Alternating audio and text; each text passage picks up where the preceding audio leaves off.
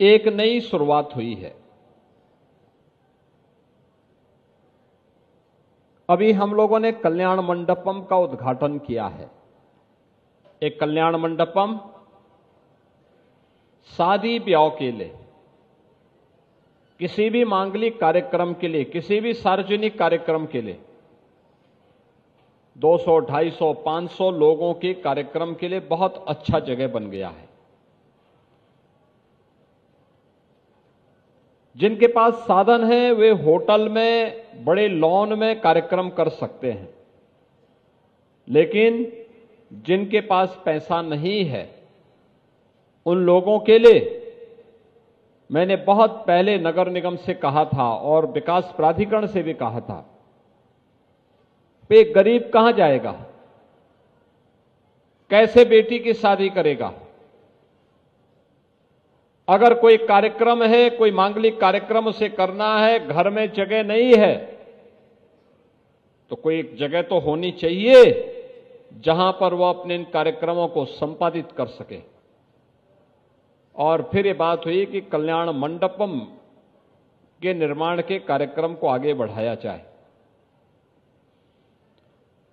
कल्याण मंडपम के इन कार्यक्रमों के लिए नगर निगम ने 4 करोड़ 7 लाख रुपया दिया और यह निर्माण कार्य आज संपन्न हुआ है, जिसमें बड़ा सभागार भी है, किचन भी है, डॉर्मेट्री भी है, 6 रूम भी हैं और लॉन भी है, जहां पे लोग भोजन परोस के खा सकते हैं, पार्किंग की व्यवस्था कर सकते हैं। और ऐसे 7 नए कल्याण मंडपम महानगर के अंदर अलग अलग स्थानों पर बन रहे हैं, जिनमें 5 पे तो मैंने अपनी विधायक निधि का पैसा दिया है कि विधायक निधि से भी ये निर्माण के कार्य आगे बढ़े। एक अस्थायी संपदा महानगर के अंदर गरीबों के लिए, मध्यम वर्गीय परिवारों के लिए, क्योंकि हमने कहा कि भाई नगर निगम के जो कर्मचारी हैं, खासतौर पर सफाई कर्मचारी, अन्य कर्मचारी, उन लोगों को मात्र 11,000 में ये बुक होकर के मिलना चाहिए। विकास की अन्य तमाम योजनाओं को आज यहां पर नगर निगम के द्वारा आगे बढ़ाने का काम किया गया है, जिसमें ये सभी कार्यक्रम हैं जिसका कार्य आज हम आगे बढ़ाने का कर रहे हैं। खासतौर पर जो कार्य हम लोगों ने यहां पे डूडा के माध्यम से बेसहारा गौ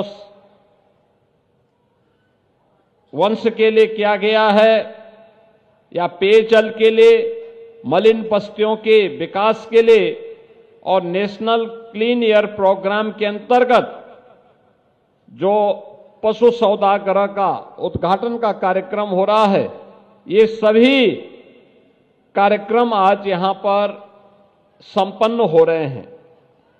इसके अलावा गोरखपुर की उन पहचान को सुरक्षित रखने के लिए, जैसे घंटाघर है, घंटाघर के आसपास के सुंदरीकरण करने के लिए भी 1 करोड़ रुपए की लागत से इस कार्यक्रम को आगे बढ़ाया जा रहा है।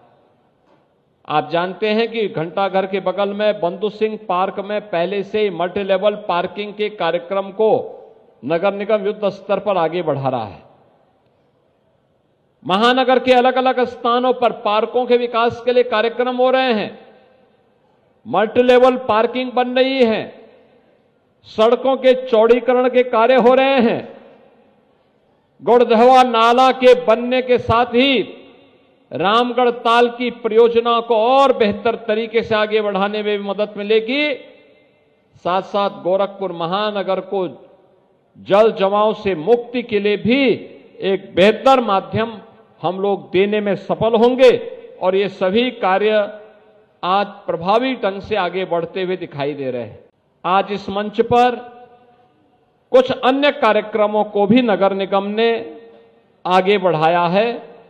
मैं इसके लिए धन्यवाद दूंगा नगर निगम को, खासतौर पर जो यहां पर एक कॉमिक, स्वच्छता पर एक कॉमिक का विमोचन का कार्यक्रम इस मंच ने यहां पे किया है।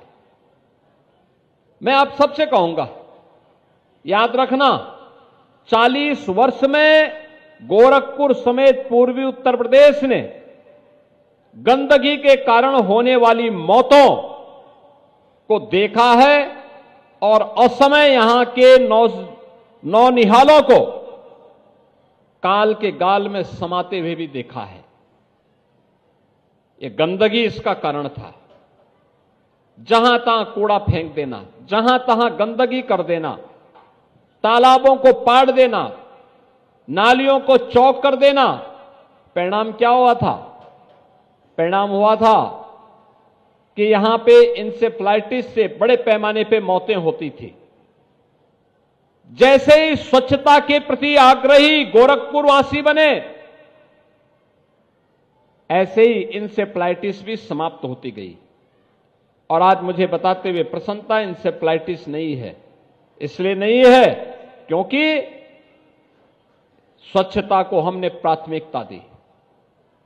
स्वच्छ भारत मिशन और डबल इंजन सरकार के द्वारा किए गए परिणाम आज सामने आए हैं। और इसीलिए मैं महानगर वासियों से कहूंगा, गोरखपुर वासियों से भी कहूंगा कि सभी मिलकर के प्रयास करें। सिंगल यूज प्लास्टिक का हम कतई उपयोग नहीं करेंगे। प्लास्टिक की पॉलिथीन, प्लास्टिक के बैग, प्लास्टिक से जुड़े हुए कप, गिलास, प्लेट, चम्मच, इनका उपयोग नहीं करेंगे। आज इसके सब्स्टिट्यूट आ चुके हैं। जब विकल्प मौजूद हैं तो आवश्यक नहीं कि आप इसी का उपयोग करके लकीर के फकीर बने रहें। हमें स्वच्छता को प्राथमिकता देनी ही होगी। स्वच्छता को हम प्राथमिकता देंगे तो वह कार्यक्रम आगे बढ़ेगा। मेरी आप सबसे अपील होगी कि एक तरफ गोरखपुर विकास के नित्य नए प्रतिमान स्थापित कर रहा है, हमारा भी दायित्व तो होना चाहिए कि विकास के इस अभियान के साथ हम भी सहभागी बन सकें, स्वच्छता के नए मानक को आगे बढ़ा सकें।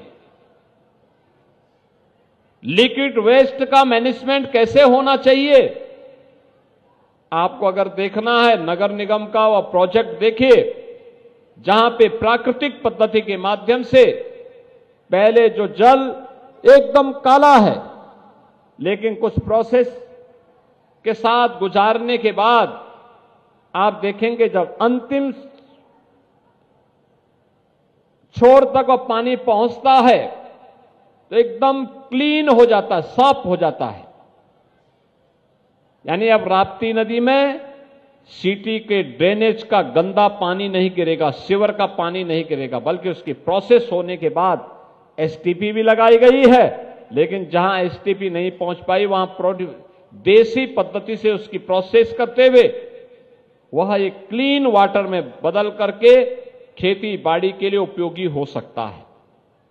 ऐसे सिटी के अंदर बहुत सारे अन्य कार्यक्रम चल रहे हैं, विकास के बड़े बड़े प्रोजेक्ट बन रहे हैं।